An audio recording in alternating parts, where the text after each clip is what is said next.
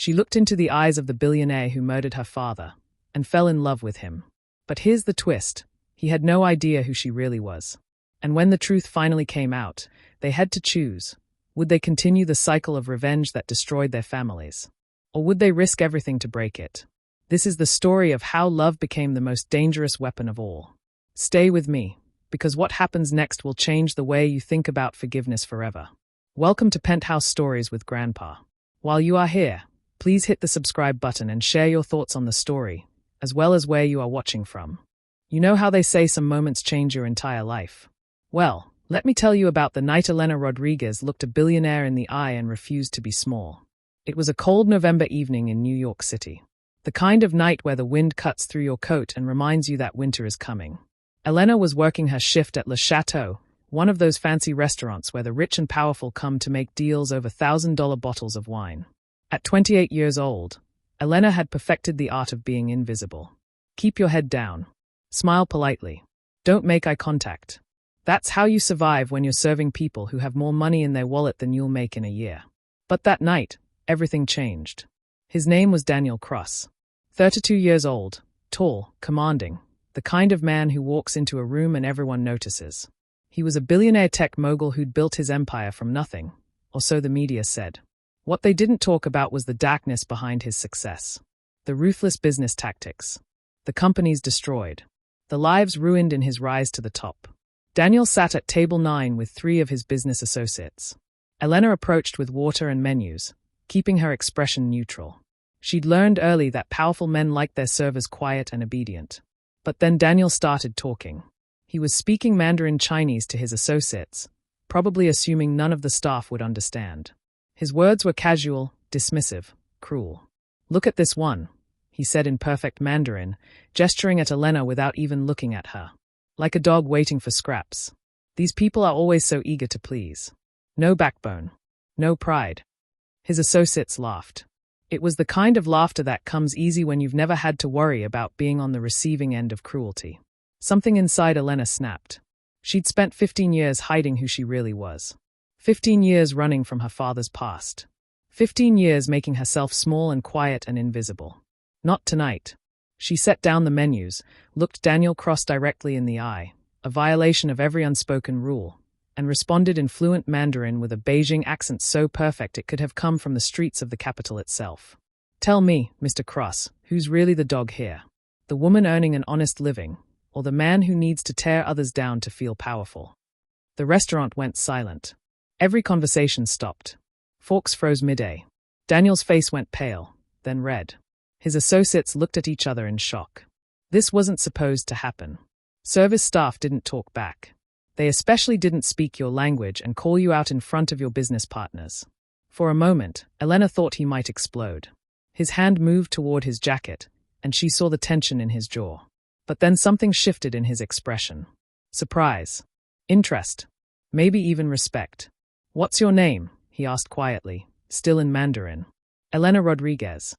He studied her face like she was a puzzle he couldn't solve. A Hispanic woman with perfect Beijing Mandarin? It didn't make sense. It shouldn't be possible.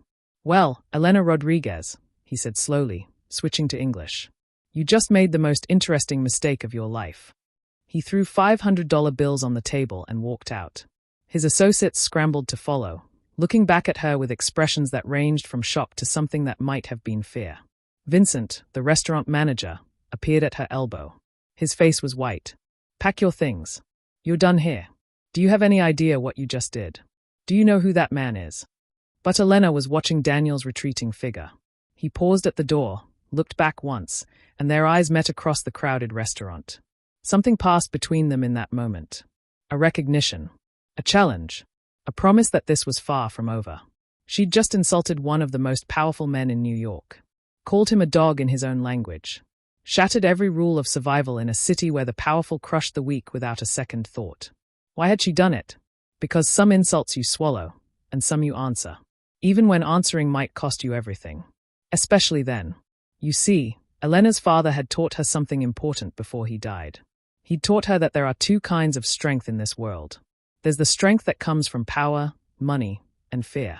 And then there's the strength that comes from knowing who you are and refusing to pretend otherwise. Her father had been a complicated man. He'd taught her Mandarin at their kitchen table, speaking to her in a language that connected them to a culture that wasn't quite hers but had shaped everything about who he was. He'd taught her to stand tall, to never bow to bullies, to remember that dignity wasn't something someone could take from you unless you gave it away. He'd also taught her to hide, to be careful, to understand that powerful people were dangerous when challenged. But tonight, standing in that restaurant with Daniel Cross's cruel words hanging in the air, Elena had chosen her father's other lesson, the one about dignity. She walked home that night knowing her life had just changed completely. She'd lost her job. She'd made an enemy of a billionaire. She'd stepped out of the shadows and into the light, and there was no going back. What Elena didn't know was that Daniel Cross couldn't stop thinking about her. The waitress who spoke Mandarin.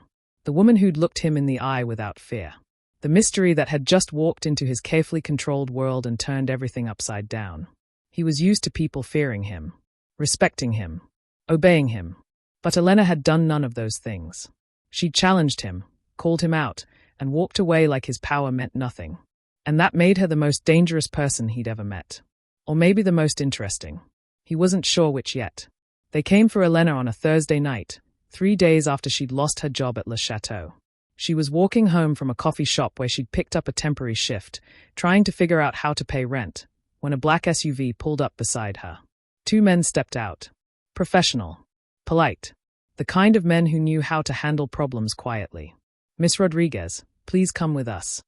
Elena's heart hammered, but she kept her voice steady. "And if I say no? Then we do this the uncomfortable way. But Mr. Cross prefers you arrive unharmed." She could run. She could scream. But the street was empty, and these men knew what they were doing. Sometimes the brave choice isn't fighting. It's walking into the cage with your eyes open, choosing your moment. She climbed into the SUV. They drove her to a penthouse in Manhattan, top floor of a building that touched the clouds. The kind of place where you need 3 security clearances just to reach the elevator. When the doors opened, Elena stepped into another world. Floor-to-ceiling windows showcased New York glittering below like a kingdom laid out for its king. The furniture was minimalist, expensive, the kind of wealth that doesn't need to announce itself. Art covered the walls, originals, probably worth millions. And standing at those windows, silhouetted against the city lights, was Daniel Cross. He didn't turn immediately. Just stood there, hands in his pockets, making her wait. Making her understand the power dynamic. "You kidnapped me," Elena said, breaking the silence. "I protected you," Daniel replied, still not turning. "You challenged me publicly. Called me a dog in front of my business associates. Do you think my competitors didn't notice? Do you think they are not wondering if you're connected to me? If hurting you would hurt me?" He finally turned, and Elena felt the full weight of his attention. In the restaurant, surrounded by people, he'd been intimidating. Here, alone, he was something else entirely. Not because of his size or wealth, but because of the intelligence in his eyes. The way he looked at her like she was a problem he was determined to solve. "So you can stay here, where I control what happens, or you can go home and see how long you last.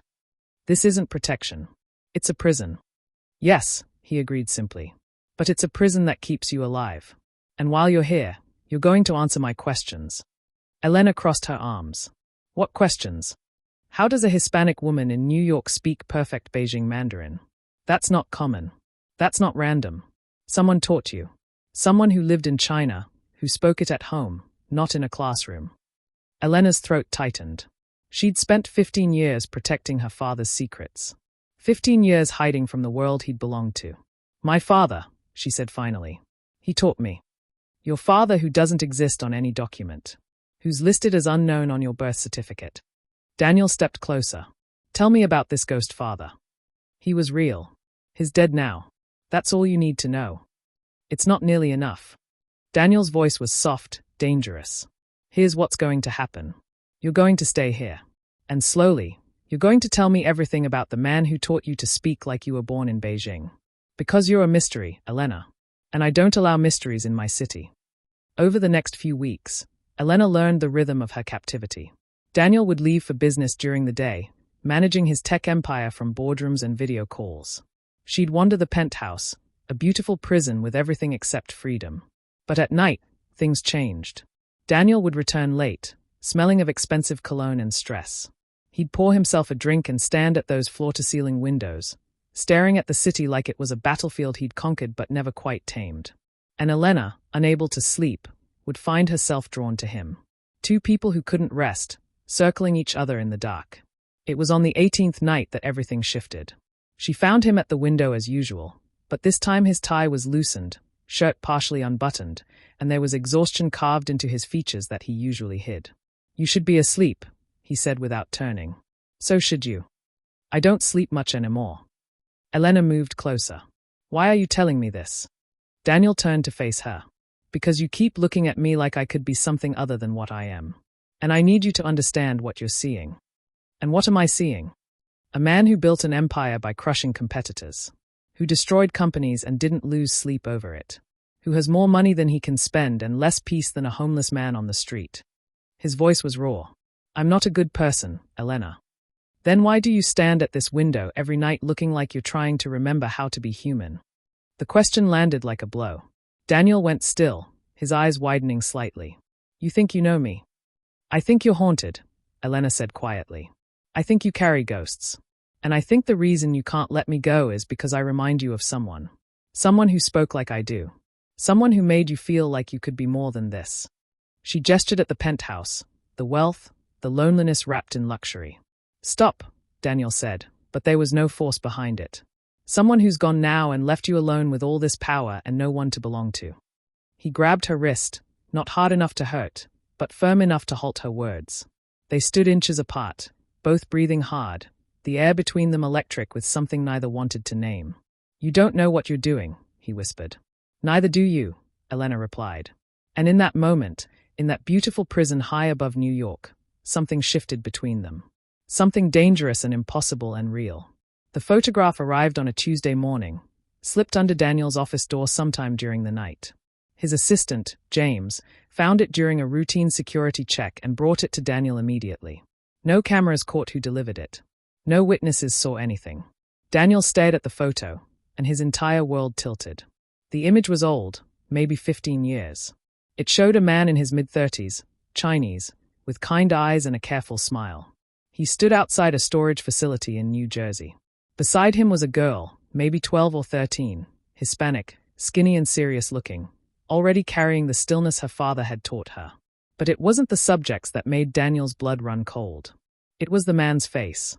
Thomas Chen, the whistleblower, the employee who'd exposed the illegal data mining operation at Cross Technologies 15 years ago. The man whose testimony had destroyed Daniel's mentor, Richard Cross, the tech billionaire who'd adopted Daniel from foster care and built him into the ruthless businessman he'd become. Thomas Chen, who'd stolen $50 million in encrypted files as insurance. Who'd disappeared with his daughter when Richard's people came hunting. Who Daniel had tracked to a hospice in Atlanta 3 years ago. Who Daniel had killed with his own hands. "Where did you get this?" Daniel's voice was barely above a whisper. "It was delivered," James said carefully. "Boss, the girl." "I know who she is," Daniel interrupted. "Elena, the waitress who'd challenged him. The woman who'd made him feel something other than cold calculation. The woman he was falling for despite every rule he'd ever lived by. She was Thomas Chen's daughter." Daniel walked through his penthouse like a man in a dream. Every step felt wrong. His hands shook. His chest ached. 15 years he'd hunted Thomas Chen. 15 years he'd carried the rage of Richard's downfall. And when he'd finally found the man dying of cancer in that Atlanta apartment, Daniel had put a bullet in his head. Mercy killing or execution, he'd never been sure. And now the daughter was sleeping 20 feet away. He opened her door without knocking. Elena sat up in bed, eyes wide with alarm. "What?" He threw the photograph on the bed. She looked down, went completely still. When she looked up, he saw the truth written across her face. The recognition, the fear, the knowledge that her secret had just destroyed everything. "Thomas Chen," Daniel said, voice cold as death. "The whistleblower who exposed Richard Cross. Who ruined the man who saved me from foster care. Who made me who I am." He stepped closer. "Your father." Elena's lips parted, but no sound came out. "I didn't know who you were," she finally whispered. "When I started at the restaurant, when I called you a dog, when you brought me here, I swear I didn't know." "Liar." "No." She stood, the photograph falling to the floor. "I worked at that restaurant because I needed a job. I spoke Mandarin because you insulted me. You investigated me. You brought me here. I didn't seek you out. But you knew who I was. Elena's eyes filled with tears she refused to let fall. I knew tech billionaires existed in New York. I didn't know you were connected to Richard Cross. I didn't know, her voice broke. I didn't know you were the one who killed him. Silence crashed between them. What did you say? Daniel's voice was barely audible. 3 years ago. Atlanta. My father was dying. Cancer, just like I told you. But one night, someone came to the hospice. Someone who knew his real name. I was there visiting. I heard the shot. She looked at him, pain devastating in her eyes. I saw your face for maybe 3 seconds in the hallway. You didn't see me. I was just another visitor. But I never forgot. Daniel felt the ground open beneath him.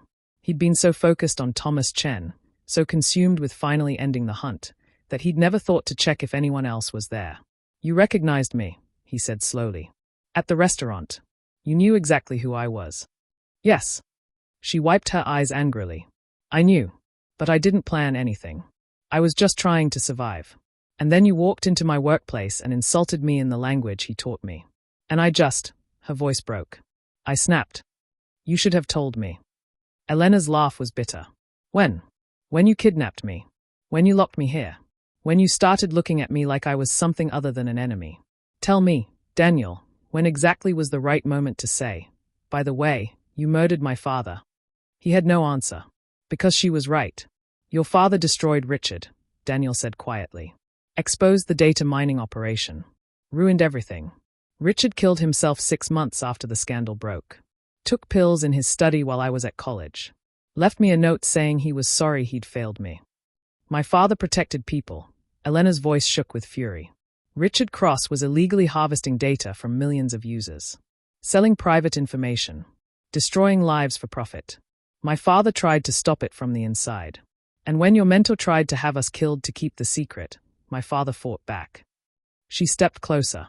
There's a letter in a storage unit in New Jersey. My father left everything. Evidence. Proof. Every file he took is still there. He never spent a dime of that 50 million. He kept it as insurance. She pulled a key from around her neck, threw it at him. Go see for yourself. See what kind of man your precious Richard really was. Daniel stared at the key on the floor between them. And then you killed him while he was dying anyway, Elena whispered. Made his last moments terror and pain. The words hung in the air like smoke. Like blood. Like everything they'd built turning to ash. The storage unit in New Jersey smelled like rust and old paper. Daniel stood in the doorway, Elena beside him, both of them staring at boxes stacked with military precision. Everything was organized. Labeled. Like Thomas Chen had known someone would come looking eventually. Elena pulled down a box marked Evidence, Cross Technologies 2010. Inside were documents, hard drives, and a letter sealed in plastic to protect it from time. Daniel knelt beside her. Their shoulders touched, and despite everything, he felt the connection between them. Raw. Exposed. Real. He wrote this for whoever found it, Elena said quietly, handing him the letter. Daniel's hands trembled as he read. The letter was in both English and Mandarin, switching between languages like Thomas's thoughts had moved between his two worlds. My name is Thomas Chen. I didn't betray Richard Cross. I exposed him. For 3 years, I worked as senior developer at Cross Technologies. I believed we were building something good. Revolutionary technology connecting people worldwide. Then I discovered the backdoors. The illegal data harvesting. Millions of users' private information being sold to the highest bidder. I went to Richard, showed him the evidence, begged him to stop. He looked at me with dead eyes and said, You're an immigrant who got lucky. Don't forget your place. Keep your mouth shut. I copied everything. 50 million in encrypted files. Proof of every illegal operation. Then I went to the authorities. Richard sent people to my apartment. Told them to make it look like an accident. To make sure my daughter didn't survive to testify. I heard them coming. Grabbed Elena and ran. We've been running ever since. If you're reading this, I'm dead. And whoever killed me probably thought they were avenging a traitor. They weren't. They were finishing what corruption started. Tell my daughter I'm sorry. Sorry I couldn't give her a normal life. Sorry I brought danger to her door. Sorry I loved her so much I couldn't stay and watch them destroy her. And tell whoever reads this, some things are worth dying for. Protecting a child. Exposing evil. choosing truth over loyalty to monsters. The letter slipped from Daniel's fingers. His breathing came harsh and ragged. "He was protecting you," Daniel whispered. Richard was going to. His voice broke completely. Elena watched him shatter. Watched 15 years of certainty crumble into ash. "Your mentor knew," she said quietly. She pulled out financial records, showed him Richard's signature on documents authorizing the illegal operations. He built his empire on selling people's privacy, their security, their lives. Daniel pressed his palms against his eyes. "No, he wouldn't have. He saved me from foster care, gave me everything. He used you," Elena said gently. "Made you loyal, made you into a weapon. And when my father exposed the truth, Richard pointed you at the target and let you pull the trigger. I killed a man who was trying to save people." Daniel's voice was hollow. "I hunted him for years, made it my mission. And he was the hero. Richard was the monster." "Yes." The confirmation landed like a blade. Daniel stood abruptly, stumbled to the wall, pressed his forehead against cold concrete. His shoulders shook. Elena had imagined this moment 1,000 times, had wanted him to feel every ounce of pain she'd felt.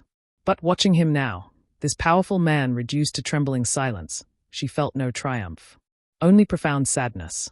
She moved to him slowly, stood behind him close enough to feel his pain radiating like heat. "My whole life," he whispered, "I thought I was honoring the man who saved me, building something better, cleaning up the mistakes." He laughed bitterly. "But I've just been perpetuating the same lies. You didn't know. I should have." He turned to face her, tears on his face. "I should have asked questions, investigated. Instead, I just believed the story Richard told me. Your father, the traitor. Simple. Easy. I could justify anything when I believed I was right." Elena reached up, touched his face.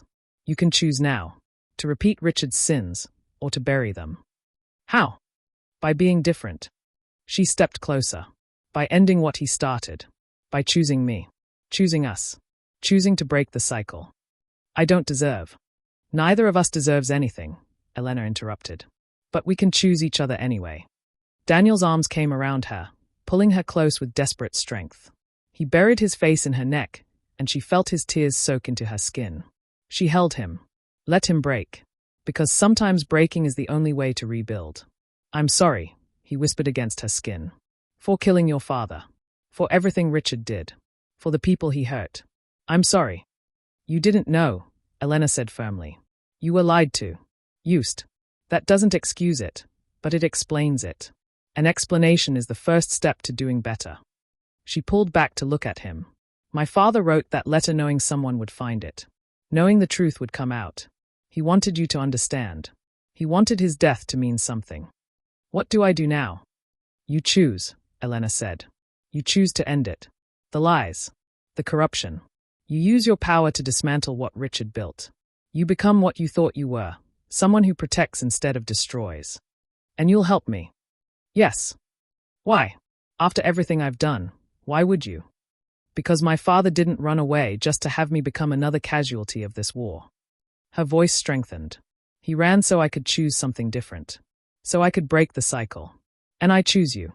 Not because you're perfect, but because you're willing to try." His forehead dropped to hers. "Then let's end it. The lies. The corruption. Let's burn it down and build something clean." "Together," Elena whispered. "Together." He kissed her then, soft and desperate and filled with promise. And in that storage unit holding all the evidence of their father's failures, they chose something impossible. They chose each other. 6 months later, everything had changed. The scandal that rocked the tech world started with a simple press conference. Daniel Cross, Billionaire CEO of Cross Technologies, standing before cameras and journalists, admitting everything. 15 years ago, my mentor Richard Cross built his empire on illegal data harvesting. He sold your private information. He violated your trust. And when an employee named Thomas Chen tried to expose it, Richard had him hunted, silenced, eventually murdered. The room exploded with questions. Cameras flashed like lightning. Daniel continued, voice steady.